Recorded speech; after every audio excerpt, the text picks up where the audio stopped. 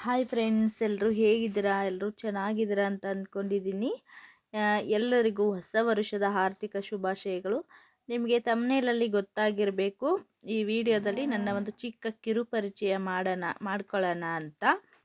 ನೋಡಿ, ನಾನು YouTube start ಮಾಡಿ ಸೆಪ್ಟೆಂಬರ್ 16ಕ್ಕೆ ನಾನು ಯೂಟ್ಯೂಬನ್ನು ಸ್ಟಾರ್ಟ್ ಮಾಡಿದೆ. ಈಗ ಹತ್ರ 3.5 ಮಂತ್ ಆಯಿತು.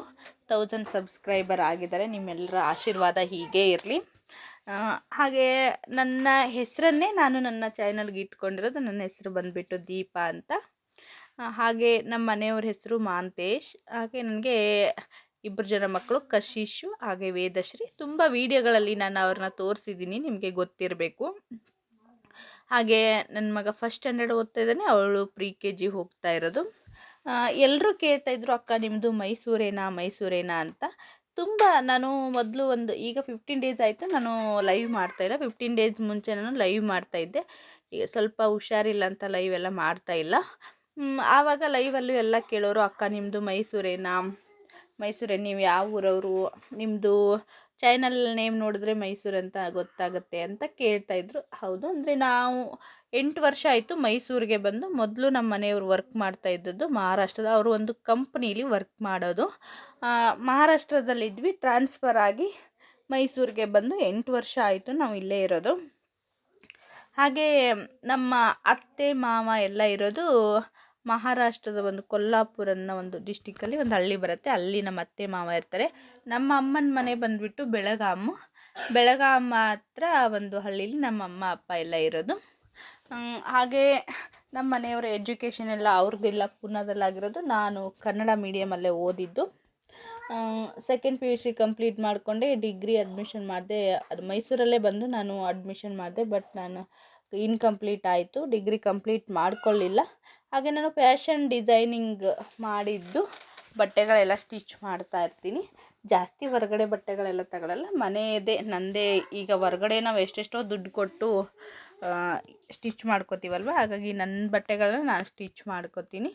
ಹಾಗೆ ತುಂಬ ಜನ ಕೇಳಿರೋ ಪ್ರಶ್ನೆ, ಈಗ ಒಂಥರ ಕಿರುಪರಿಚಯನ ಆಯಿತು. ಹಾಗೆ ನಾನು ತುಂಬ ಜನ ಕೇಳಿರೋ ಪ್ರಶ್ನೆಗಳಿಗೆ ನನಗೆ ಆನ್ಸರ್ ಕೊಡೋದು ಆಯಿತು ಅಂತ ವಿಡಿಯೋ ಮಾಡ್ತಾ ಇರೋದು.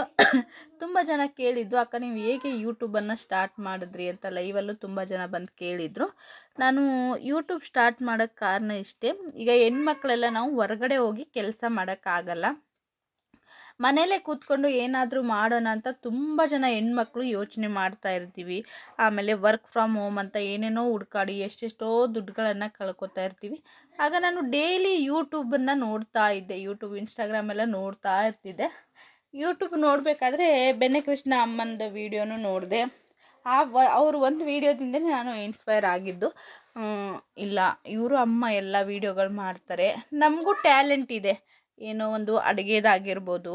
ಈಗ ಹೊರಗಡೆ ಹೋದಾಗ ಎಲ್ಲರೂ ಕಾಮನ್ ಆಗಿ ಈಗ ಆ್ಯಂಡ್ರಾಯ್ಡ್ ಫೋನ್ ಇರೋರು ಏನು ಮಾಡ್ತಾರೆ, ಫೋಟೋಗಳು ತೆಗೆದುಬಿಟ್ಟು ಸ್ಟೇಟಸ್ಗಳು ಹಾಕೊಳ್ಳೋದೆಲ್ಲ ಮಾಡ್ತಾ ಇರ್ತೀವಿ. ಹಾಗೆ ನಾವು ಹೋಗಿರೋ ಏನೋ ಪ್ಲೇಸ್ಗಳಿಗೆಲ್ಲ ಹೋಗಿರ್ತೀವಿ, ಅದನ್ನೇ ತಗೊಂಡು ವೀಡಿಯೋ ಮಾಡಿ ಯೂಟ್ಯೂಬ್ಗೆ ಯಾಕೆ ಹಾಕಬಾರ್ದು ಅಂತ ಯೋಚನೆ ಮಾಡಿದೆ. ಆವಾಗ ನಾನು ಒಂದು ಯೂಟ್ಯೂಬ್ನ ಸ್ಟಾರ್ಟ್ ಮಾಡೋಣ ಅಂತ ಮಾಡಿದೆ. ಸ್ಟಾರ್ಟಿಂಗಲ್ಲಿ ನಾನು ಮಾಡಿದ್ದು, ನನಗೆ ಬಸವಣ್ಣನವರ ವಚನಗಳಂದರೆ ತುಂಬ ಇಷ್ಟ. ಹಾಗಾಗಿ ಬಸವಣ್ಣನವರ ವಚನಗಳದ್ದೇ ನಾನು ಒಂದು ಯೂಟ್ಯೂಬನ್ನು ದೀಪಾ ಮೈಸೂರು ಯೂಟ್ಯೂಬ್ ವ್ಲಾಗ್ಸ್ ಅಂತ ಸ್ಟಾರ್ಟ್ ಮಾಡಿದೆ. ಬಟ್ ಅದಕ್ಕೆ ವ್ಯೂಸು ಸಬ್ಸ್ಕ್ರೈಬರ್ ಎಲ್ಲ ತುಂಬ ಚೆನ್ನಾಗಿತ್ತು. ಆದರೆ ಅದು ಗೂಗಲಿಂದ ಫೋಟೋ ತೆಗೆದು ಹಾಕ್ತೀವಿ, ಅದು ಮೋನೋ ಆಗೋಕ್ಕೆ ಪ್ರಾಬ್ಲಮ್ ಆಗುತ್ತೆ ಅಂದರು. ಇನ್ನು ಇಷ್ಟೆಲ್ಲ ಕಷ್ಟಪಟ್ಟು ನಾವು ವೀಡಿಯೋ ಮಾಡಿದಾಗ ಅದರ ಪ್ರತಿಫಲ ನಮಗಿಲ್ಲ ಅಂದರೆ ಮಾಡಿ ಏನು ಉಪಯೋಗ ಅಂತ ನಾನು ಹೊಸದು ಯೂಟ್ಯೂಬ್ನ ಸ್ಟಾರ್ಟ್ ಮಾಡಿದೆ. ನನಗೆ ಲಾಗ್ಸ್ಗಳೆಲ್ಲ ಮಾಡೋಕ್ಕೆ ಸ್ವಲ್ಪ ಇಂಟ್ರೆಸ್ಟು, ಬಟ್ ಸ್ವಲ್ಪ ಈಗ ಹೊರಗಡೆ ಹೋದಾಗ ಎಲ್ಲ ಮಾಡ್ತಾಯಿರ್ತೀನಿ. ಹಾಗೆ ಎಲ್ಲ ಕಡೆದು ನನಗೆ ಗೊತ್ತಿರೋದು ಅಡುಗೆಗಳು, ಆಮೇಲೆ ನಾನು ಹೊರಗಡೆ ಹೋದಾಗ ಮೈಸೂರಲ್ಲಿರೋ ಪ್ಲೇಸ್ಗಳಾಗಿರ್ಬೋದು, ಎಲ್ಲ ಪ್ಲೇಸ್ಗಳನ್ನು ಲಾಗ್ಸ್ ಥರ ಮಾಡಿ ಹಾಕ್ತಾಯಿದ್ದೀನಿ. ಹೀಗೆ 3 ತಿಂಗಳಲ್ಲೇ ನನಗೆ 1000 ಸಬ್ಸ್ಕ್ರೈಬರ್, ನಿಮ್ಮೆಲ್ಲರ ಪ್ರೀತಿ ಸಿಕ್ಕಿದೆ. ಹೀಗೆ ನೀವು ನನ್ನ ಬೆಳೆಸ್ತೀರ ಅಂತ ಅಂದ್ಕೊಂಡಿದ್ದೀನಿ. ನಿಮ್ಮ ಸಹಾಯ ಸಹಕಾರ ಹೀಗೆ ನನ್ನ ಮೇಲೆ ಇರಲಿ ಅಂತ ನಿಮ್ಮ ಎಲ್ಲರ ಹತ್ರ ಕೇಳ್ಕೊಳ್ತಾ ಇದ್ದೀನಿ. ಹಾಗೆ ನಿಮ್ಮದೇ ಇನ್ನೂ ಏನಾದರೂ ಪ್ರಶ್ನೆಗಳಿದ್ದರೆ ನನಗೆ ಕಮೆಂಟ್ ಬಾಕ್ಸಲ್ಲಿ ಕಮೆಂಟ್ ಮಾಡಿ, ನಾನು ಖಂಡಿತ ಉತ್ತರಿಸ್ತೀನಿ.